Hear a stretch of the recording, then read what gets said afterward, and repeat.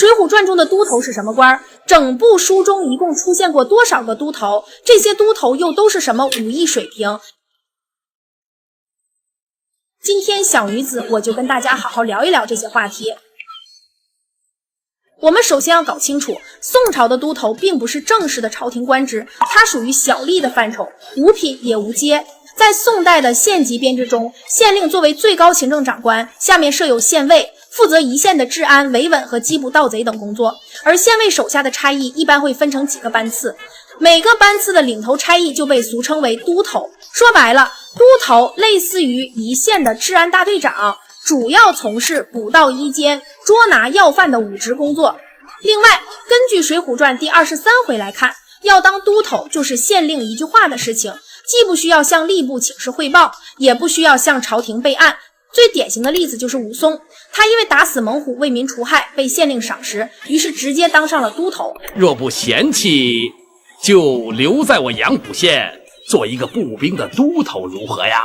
多谢大人抬举如此这般随意，可想而知，都头本就不是什么有含金量的官儿，县令想让谁当，谁就能当，说解聘就解聘了。至于待遇方面，可能连5险1金都不会有，更不要说带薪休假了。不过值得一提的是，都头手底下的权力还是不小的，管着10几号人到几十号人不等。原著第13回就曾提到，这马兵都头管着20匹坐马弓手20个士兵，那步兵都头管着20个使枪的头目20个士兵，一个都头手底下有40个兵，已经相当厉害了，相当于统管着一个排的兵力。从这个角度来讲，都头也不是谁想当就能当的，起码得会一些武艺。而且你要知道，这种工作有很大的危险性，毕竟是要直接冲到一线抓贼击盗。若是抓捕一般的盗贼还行，可要是碰上凶悍的匪徒，一个不小心就有可能把命搭进去。但有时候哪怕都头拼出性命完成了任务，功劳也大多算在县令头上，若是出了纰漏，反倒要被当作替罪羊处置。所以这就是一份拿命换吃食的苦差事。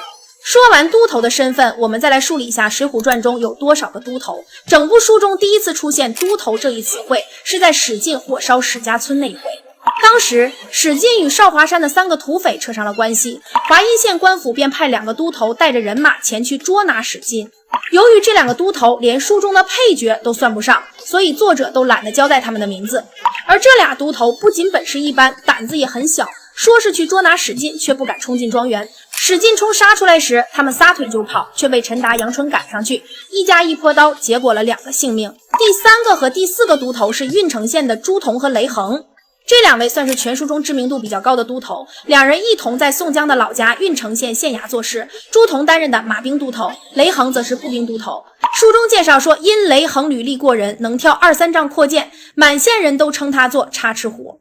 朱仝则是似关于长模样，有一部虎须髯，长1尺5寸，再加上面如重枣，目若朗星，满县人都称他做美髯公。论武艺水平，朱仝明显要胜于雷横。梁山大聚一时，朱仝担任的职务是梁山8票骑，而雷横担任的只是步军头领。在梁山对外的征战中，朱仝所立的战功要比雷横多。征方腊时，朱仝斩飞云大将军苟正，生擒飞熊大将军徐芳，后又在睦州枪挑元帅谭高，这些战绩都能体现出他强横的武力。然而雷横呢，没有立下显著的战功不说，最后还被方腊麾下4帅之一的司晴方给斩杀了。仅仅交战了20回合，他就被斩了。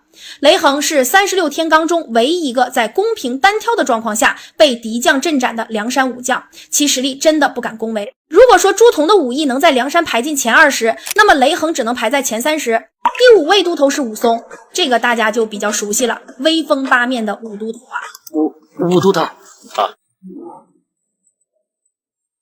武都头。武松是在打虎后在阳谷县担任的步兵都头，当都头的那段时光是他这辈子少有的幸福日子。哥哥武大郎与他重逢，兄弟俩相互照应，日子过得平淡又踏实。只可惜好景不长，潘金莲和西门庆勾搭害死武大郎，武松为兄报仇，怒杀2人，被迫走上了流配之路。这份安稳的都头差事也就此到头。后来武松血溅鸳鸯楼，变成了行者。上了梁山后，他排名第14，担任梁山步军总头领2把手。对比一下，同有过步兵都头任职经历的雷横，在梁山上只能排在第25位，这就是差距。而论硬实力，武松打2个雷横都不成问题。要知道武松的爆发力、耐力以及绝境反杀能力，在整部书中都是顶尖的存在。他不仅勇武过人，心思更是远胜寻常莽夫。可以说他是整部书中实力最强的步兵都头，也是最不敢去招惹的都头。第6个都头是青岩虎李云，李云是沂水县都头，因长了一双碧绿的双眼，人称青岩虎。他曾奉命押送李逵，结果被朱贵朱父设计麻烦，丢了身份，走投无路之下，只能跟着二人上了梁山。李云作为朱父的师傅，功夫不浅，书中说30-50人进不得他身，可惜上山后却没能得到重用，只负责起了修补山寨房屋房舍的杂物，最终在征方腊的时候被方腊麾下的尚书王寅马踏而亡，结局颇为黯淡。说完青岩虎李云，另外还有郓城县的2个新都头，分别是赵能、赵德，这2人也是属于本事很一般的都头，能力远比不上朱仝和雷横。原著第35回，宋太公写信骗宋江回家服罪，宋江到家后便问宋清：雷横和朱仝可曾来过家里？宋清答道：朱仝差往东京去，雷横不知差到哪里去了，如今县里却是新添2个姓赵的勾社公事。这说的就是赵能、赵德都头，可见一个县衙不只会任命1-2个都头。赵能和赵德第一次抓宋江时成功了，把宋江押往县衙，判处刺配江州。后来宋江回家接宋太公上梁山，这2个都头又带人巡逻抓捕。这一次他们没能抓住宋江，赵能逃跑时被李逵赶上，一脚踏住脊背，手起大斧砍为2半，赵德带人逃走。第9个都头是钱振鹏。钱振鹏是方腊麾下的武将，书中介绍他原为清溪县都头，因帮助方腊攻城略地，被方腊任命为常州制置使。这也就是说，他本是宋朝的都头，之后又反过来反宋。关于他的武力值，曾与关胜大战30余合，才渐渐气力不佳，露出败相。要知道关胜是梁山五虎将之首，武艺稳居梁山阵营第1梯队，钱振鹏能和他缠斗30回合，可见其实力也绝非泛泛之辈。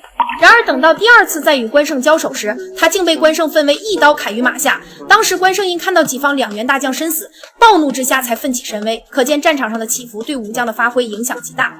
第10个都头郑魔君郑彪，此人也隶属于江南方腊阵营，他原为婺州兰溪县都头，后出任方腊麾下殿帅府太尉。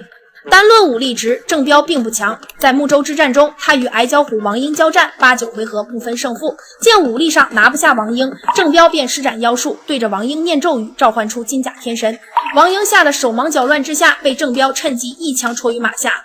仪仗卿扈三娘冲上去为夫报仇，不料也着了郑彪的道，被一面铜砖打落，下马而死。后来的战斗中，郑彪又与关胜交战，也是变出金甲天神攻击关胜。好在梁山这边法术高手樊瑞出手，召唤出铁锤神将，战退了金甲神人，最终关胜一刀砍杀郑彪。总的来说，郑彪算是水浒都头当中最另类的一个了，别的都头都是寻常武将，唯独他精通妖术，靠旁门左道辅助作战，在战场上占了不少先机，也让梁山好汉吃了不小的亏。好了，到这里算下来，整部水浒传一共出现过10位都头，其中朱仝、雷横、武松、李云这4人是梁山好汉中以都头出身的代表人物。